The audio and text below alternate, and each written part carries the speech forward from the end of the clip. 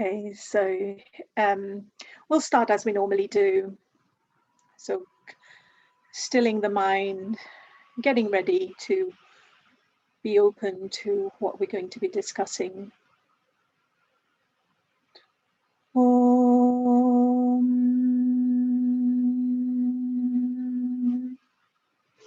Om. Sahana bhavatu sahano bhunaktu saha viryam karavavahai tejasvinavaditamastu ma vidvishavahai. Om Shanti Shanti Shanti.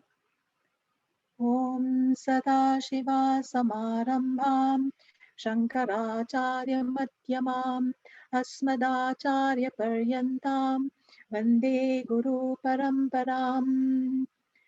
Yogena Chetasya Padena Vacham Malam Sharirasya Chavekakena Yopakarotam Pravaram Muninam Patanjalim Pran Jaliranatosmi Patanjalim Pran Jaliranatosmi. Om. So welcome everyone. And so I guess you're all used to this tradition of kind of honoring the teachers, thanks to whom we have access to this knowledge today. So this is part of the tradition, which, as you know, we like to keep, and hence the invocation at the beginning. All right, so today, what we're going to be looking at, so that's not talk 8, that's talk 10, B, where we're going to be looking at the practical considerations about how to control the mind. So I'm going to talk for a little bit, not too long, hopefully, and I'm assuming that most of you, all of you would have listened to the talk previously, and if not, then hopefully after this you might be able to and then catch up where we are. Okay, so I'm going to take a couple of questions that have been sent to me. So thank you very much for those questions. And the first question was, how is the mind related to the koshas? So, and the three bodies. So we'll have a look here. So when we're talking about we talked about the three bodies a long time ago, and then we also talked about the 5 sheaths. So the yogic understanding of the body is just, there is the physical body that you can actually touch. And then there is the vital air. So that's that's another sheath, if you like. And then there is the mental sheath, which is what we have been talking about the mind.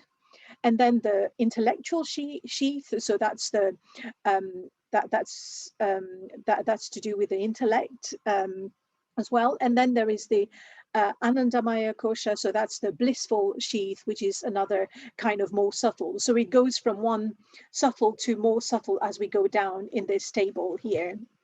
So so therefore that's what we're talking about. So the mind is part of this kosha, and last time we talked a little bit about the Western understanding of the mind, and then the yogic and the Indian philosophical talking about the mind. So that was one of the questions. And then the second question, so I'm conscious that you can't see this, but I will I mean, I will send this to you so that you can have a look. So this is I will probably just go to this one, which is a little bit better to see. Okay, so here what this mind map shows, so you don't have to be able to read it, I'm just going to try and explain it, is here is the mind in the middle here, the mind, the intellect, and what we call as vasanas. So these vasanas are the subliminal imprints that are dominant in this life. So they are the tendencies, the way we react, our inherent personality, if you like, or the things that come to our mind in this life. And then we talked about another one, which is the imprints, so the total deposit of tendencies that we have accumulated through several births that are not necessarily very dominant in this lifetime, but they are things that have happened. So, so the question that was sent to me was around how is this related to karma? So basically, just to understand what karma is. So karma means can be an action, and it is also a result of actions. So these subliminal imprints, the vasanas or our tendencies, they come from the actions that we do. And action doesn't have to be a physical action, right? So thinking about something is also an action in this context. So we're not responsible just for our physical actions, but also for our mental actions, for our thoughts, etc. So when something happens, it happens, and then it either, if it's something that hurts us a lot or that hits the ego, as we said last time, it goes straight to the imprint. So if it's something like, you know, just a matter of fact kind of thing, then it just stays there for a little bit, and it just goes into the memory and stays there for until we need it, or maybe not even that. But so basically, whatever, without any karma, there would not be any imprints. And without any imprints, there would be no memories, and then there would be no, you know, the mind would not work. So they're all really quite interrelated here. So everything comes from the actions that we've done. So our tendencies in this life that are dominant have come from things that we have fed our mind in previous births. So I mean, this might be a little bit of a strange concept to understand, but this is why what we feed our mind now, or what we feed our subconscious, or our you know, what we let imprinted in our mind, is something that's something that we need to be very careful about. And also we need to kind of make sure that we are very selective about things that goes into this idea of the imprints. Okay, so I will not go through this, but I will send you this, and then you can look at it in your own time. And I will also send you another resource that you can look at that explains this in a lot more detail. But just to say that everything, all our tendencies are not new things. They are here, they have been imprinted, and they are things that are dominant in this lifetime. And then, as a result of anything that we do now, these go and get, so the karma that we're creating now by our reactions to things are going into the storage, if you like, of all the imprints that, you know, some of them happen already, so we get the result of some of our actions already, but some just go and get stored in the hard disk, if you like. So I'm just gonna take a moment here and ask if anyone has got any question. Was you? Okay, so these are just a few points that I've kind of put together about mind and thoughts. And one of the interesting things that we need to understand, building on previous talks, is that we are not the mind. Okay, so we are distinct from the mind, and we are not this body, we're not this mind. So sometimes when we kind of say we are not this body, it is very difficult to understand, but I think it is probably a bit easier to understand than saying we are not the mind. Okay, so but we are not the mind. I mean, I think we are also clear that the mind changes, and we need a reference point, and we've kind of covered that idea that we are this pure consciousness that's witnessing everything, and that's not changing. We're just that's who we truly are. So we're not this mind, we're not this body. So sometimes when we say, oh, how are you today? And then somebody will say, oh, I'm not feeling well today, I've got a headache.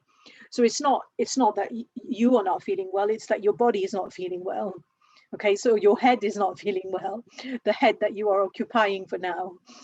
So that is the correct kind of way of expressing it. And if you say, oh, my mind is a little, I'm a bit tired, and I'm just overworked, and so it's not you, it's your mind.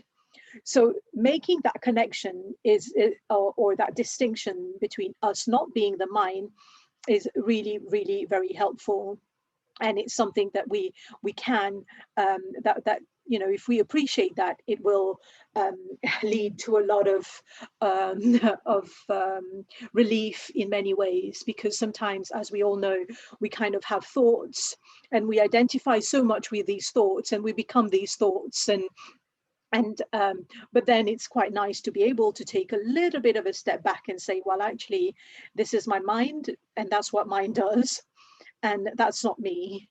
So just taking that little step back. And so the second point that I think is good to understand is the impact of negative qualities on the mind. So the mind, I mean, I'm not saying that the mind only has the negative qualities, but that's what I will be focusing on today. And so it is the ego, it is this identification with the mind and wrong identification with the body, some wrong sort of ideas that actually get us to that have an impact on us. And so we need to understand the role of the ego in here, and also what these negative qualities do with ego. So I'll come back to these. So last time we talked about ego. So ego is that me, is this thing that kind of get us to believe this is who we really are, who we are, but we know we are not. And ego is this I-ness in us, and which is what takes us from this idea of oneness. So once the ego, if we get rid of the ego, I'm not saying do it today, but once we get rid of the ego, then that all that is left is this oneness. And also, so that is one thing that I wanted to explain. And then the next point that I wanted to say is to pay some attention to our thought patterns. So it's a really interesting thing to start to do if you are kind of interested in understanding yourself and in understanding what's going on. So our tendencies can predict our reactions. Okay, so sometimes you know that if you're living with somebody for a very long time, you can almost predict what they're going to say. You can almost, know what how they're going to react, right? So it's the same for us. Our tendencies are what cause our reactions to things. So, for instance, what are our trigger points? What make us react in a certain way? What make us react in another way? And we can then, by studying these thought patterns, we can actually start identifying those vasanas in ourselves, or these tendencies in us. What it is that is actually where might this be coming from? I mean, I'm not saying that we will know exactly what we were in previous births or anything like that, but we will be able to identify a trait that's so dominant in us, and we will be able to kind of say, yeah, okay, this is what makes me react in this way all the time. So this is why, something. So once you start identifying some of these, it becomes very, very interesting. So we can have a little bit of a chat afterwards about, if if you want to share anything about what you any thoughts that you might already have on this.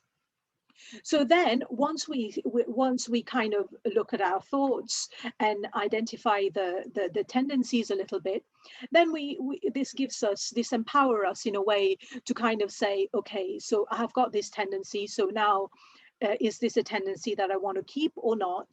and then if we don't want to keep it, then there are ways of kind of thinking, oh, what am I going to do about this? So one of the things is just not to entertain that tendency.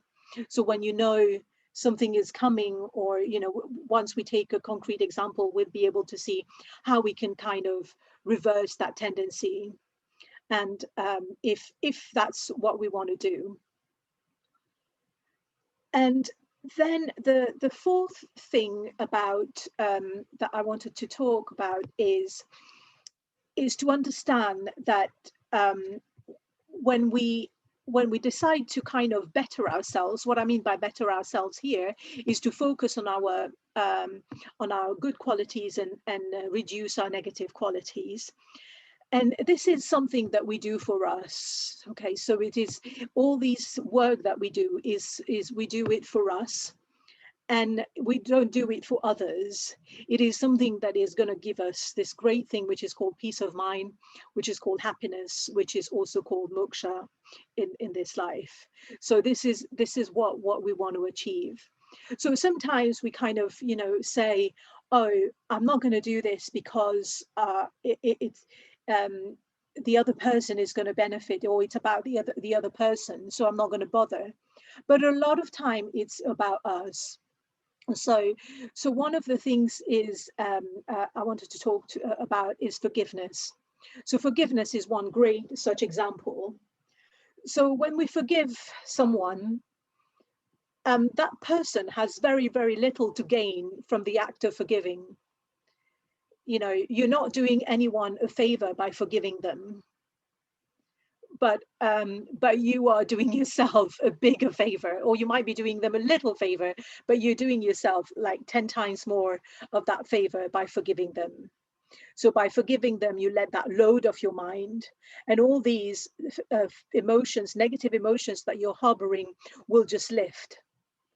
So I'm not saying it's an easy thing to do, but but once we understand that something like forgiveness is not for others, but it is for us, then it's already makes it a little bit, it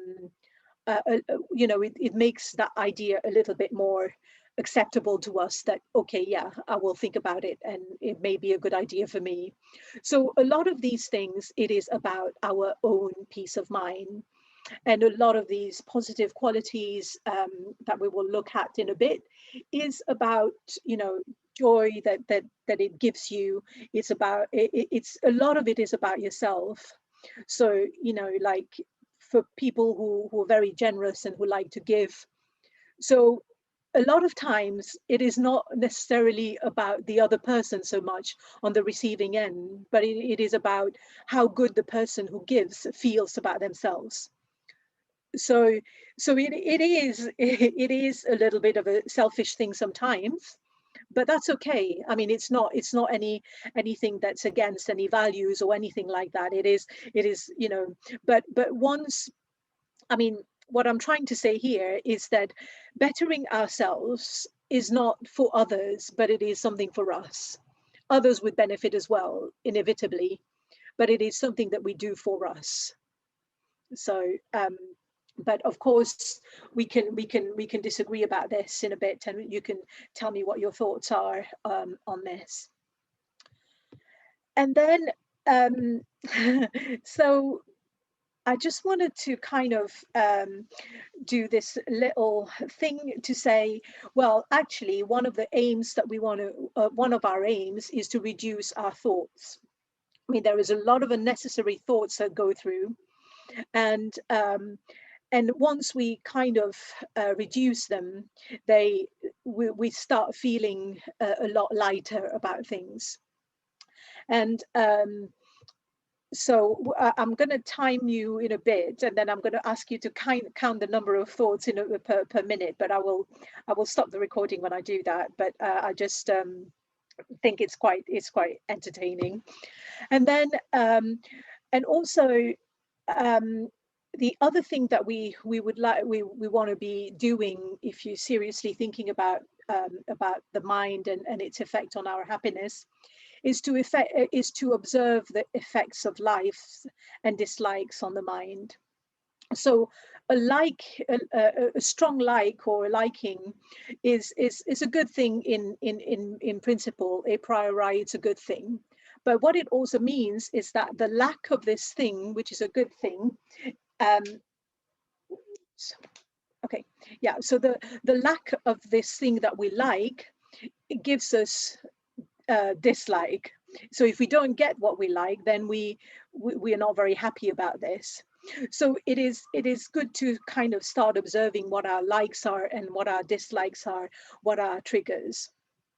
And what the yogis say is that eventually what we want to be doing is we want to be kind of um, be quite indifferent between the likes and the dislikes.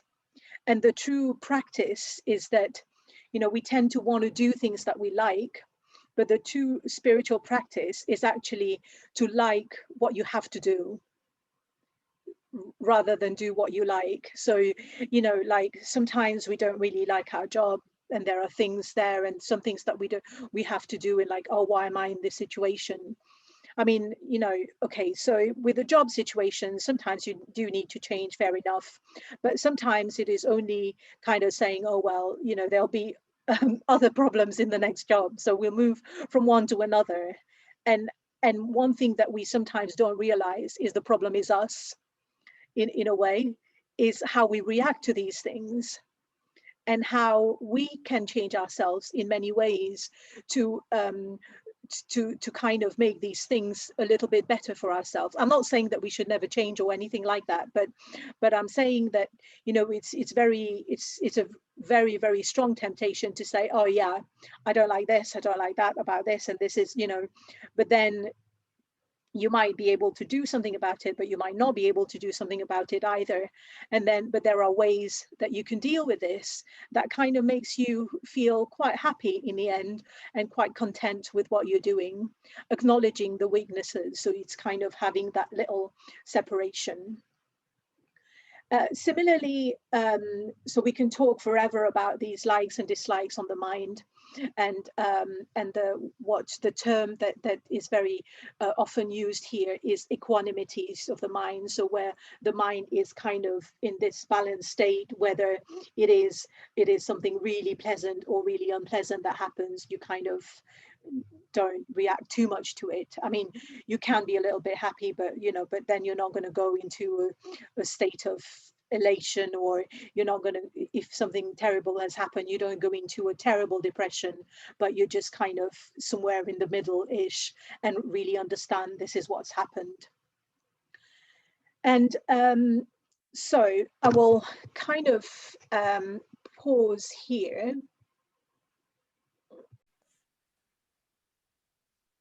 Okay, so now we're going to talk about the cultivation of opposite feelings to change our thoughts. So there is a term, so that should have been in green, which is called Pratipaksha Bhavna. Pratipaksha Bhavna. So that means cultivation of opposite feelings when we are having some thoughts. So this comes from Patanjali's Yoga Sutra. So I will explain these two verses in a little bit to you in a little bit more detail, perhaps, or just leave it as that. So we talked about the yamas and the niyamas before. So the yamas, they are, if you remember, they are the self-regulation. So there were 5 of them. So there was non-violence, and then there was truth, um, and there was also non-stealing, and then there was brahmacharya, which is celibacy or control, restraint, if you like, and then there was minimalistic, which is aparigraha. So there were the 5 of them, and then there were 5 niyamas that we talked about in an earlier time. The first one is cleanliness, so socha. The second one is contentment. The third one was practice, a continuous practice. The fourth one is study of the self, swadhyay, and then the fifth one is Ishvara Pranidhana, is kind of surrendering to the knowledge, if you like. And so I'm not going to go through these, but what this bit says is, so I'm going to have to just bear with me a second. Yeah. So when the codes of self-regulation or restraint and observation and observances and practices are inhibited from being practiced due to perverse, unwholesome, troublesome, or deviant thoughts, principles in the opposite direction or contrary thought should be cultivated. So basically, when all this is saying is that when thoughts come about bad things or whatever, then we need to be replacing these thoughts. We need to cultivate opposite thoughts to kind of help us. And again, this is about helping us. This is one way of trying to cope with the thoughts that come to our mind that are disturbing or troublesome, or things that we don't want to entertain. So when something comes, we replace it by the opposite of that kind of of thoughts. We can look at some examples later. So then this is the point to a little bit that what was mentioned earlier on. So it says actions arising of such negative thoughts are performed directly by oneself.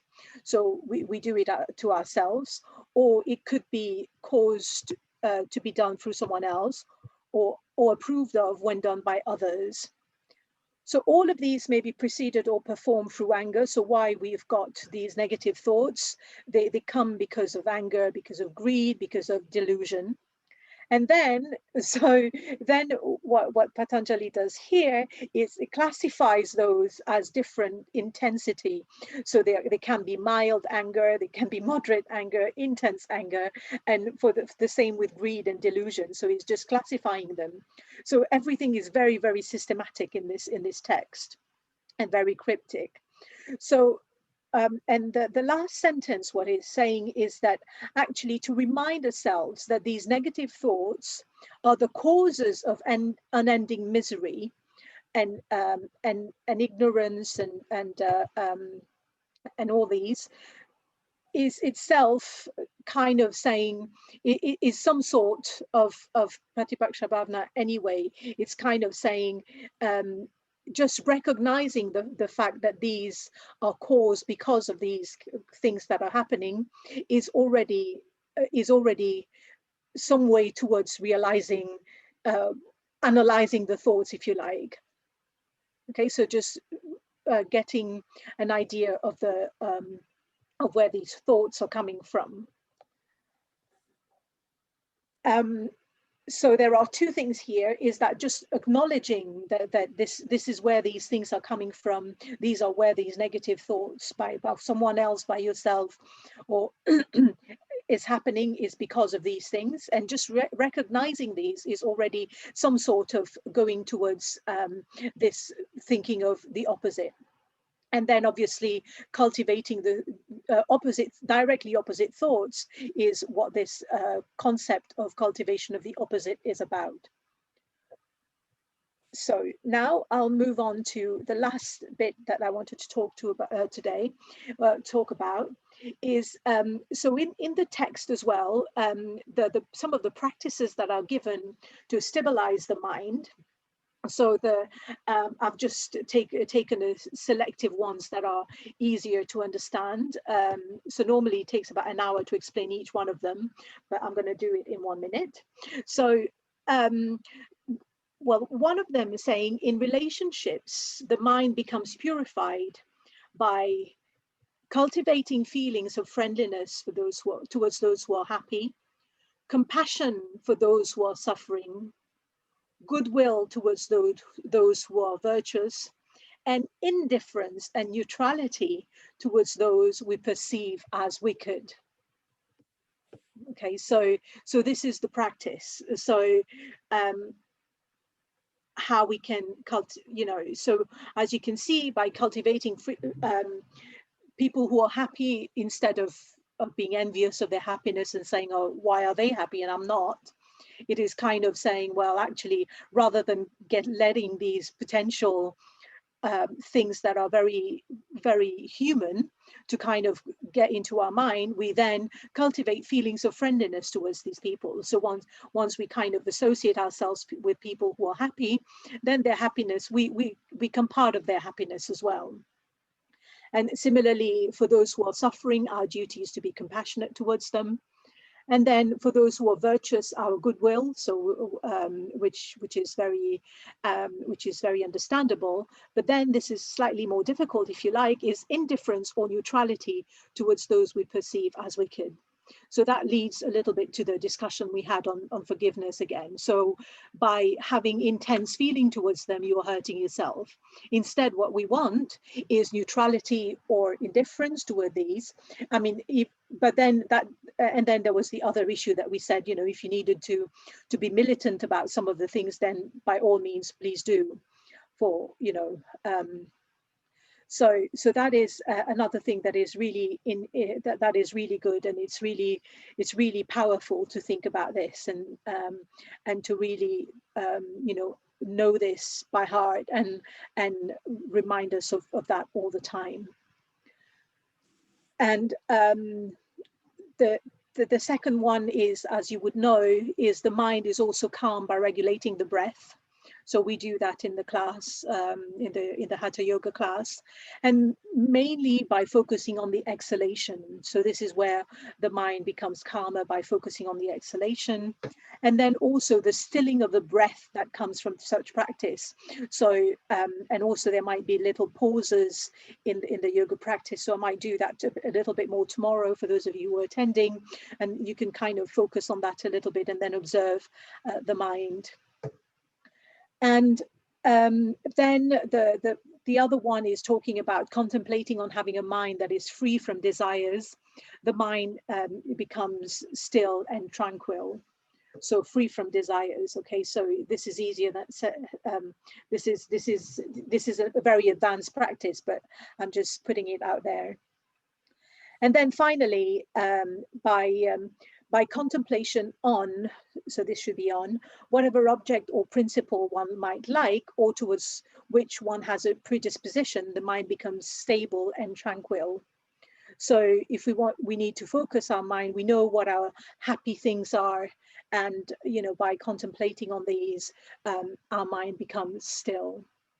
So there's this story that I might have told you before. So there was this very young boy who was going to a Gurukulam in India, so a young 10-year-old, and who was learning to be still and to meditate. And he never could, you know, there was all sorts of exercises that his teacher was giving him and saying, you know, think about this, and you know, and he never could. So then one day the teacher kind of said, well, okay, meditate on something that you like, that you really like. So the boy had left his home, and they had a cow at his house, and he really loved his cow. So he was meditating on the cow, and then time passed and he didn't turn up after half an hour, and everybody was very worried about him, where he was. And then the teacher went to find him and said, what's going on? And then he said, oh, well, you know, the cow has now got horns and can't come out of the room, so I can't do it. So he was just so engrossed in what he was doing, and he was just so, you know, having in that he did keep his mind still, and he was kind of had this this ability to focus. So I'm not sure I've told the story very well, but you get the idea. So it's like, you know, when we focus on something that we like, that we are naturally predisposed to, not what the teacher is asking us to, then you know, that has the ability for the mind to be tranquil. And then the last things that I wanted to talk about is this, which I'm going to send to you all. So you can't see it very well here, but what I've done here is I've collated this from a book that a friend of mine wrote about the qualities that lead to suffering. And here there is a definition, and then there is a cause, and there is also something about how it manifests. and then the consequence of this and how to overcome. So I'm not going to talk too much about this, but maybe we can take one example and go through. So basically the negative qualities here is we've got anxiety, arrogance, auto-justification, possessiveness. So everything you can think of, and I think there are about 20 of them. So just thinking through each of these qualities and why we say they lead to suffering. So suffering here, as you know, we've been using this term suffering, which is kind of not which is not happy, which leads to more anxiety and unhappiness and no peace of mind. So what I would advise you is I'll send these to you and you can kind of have a look in your own time and see which one of these that you want to cultivate, or which one of these actually is something that you're interested in, and then work from there. And the idea here is, if you are interested in actually looking through these qualities and serious about working on some of them, then I would advise not to do all 20, but not that you have all 20, but you know, just to focus on one or two and really go very deep into it and analyze it. And also what you might want is, you might want a friend, or you might want somebody to kind of help you through this. If you have somebody, I'm also available. Or also the key to this is to be very honest with yourself, because the idea is, if you're not, then you're not going to get anywhere. So is to be truly honest to yourself, because it's not something that you have to discuss with anyone about, but at least to yourself, be 100% truthful, so that you get the maximum benefit from this exercise. So, I mean, if there is interest, we can kind of go through this little by little, or if anyone wants to discuss this with me, we can do. But it is really a very interesting thing to kind of look at where these things are coming from. Why am I anxious? Why do I always feel like I have to justify myself? Where is this coming from? Why is this happening? And what does it make me do? And what's the consequence of it? So it's really thinking about these things. And these are just pointers to get you working, and then you can kind of do your own little bit of work on that. So I will just finish formally. I'll stop the recording then, and then we can have a quick chat.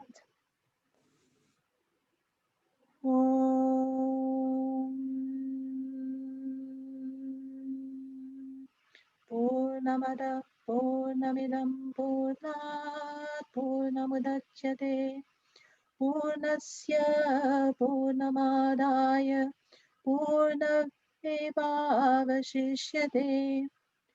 Om Shanti Shanti Shanti. Om Shri Gurubhyo Namaha. Hari Om. Thank you.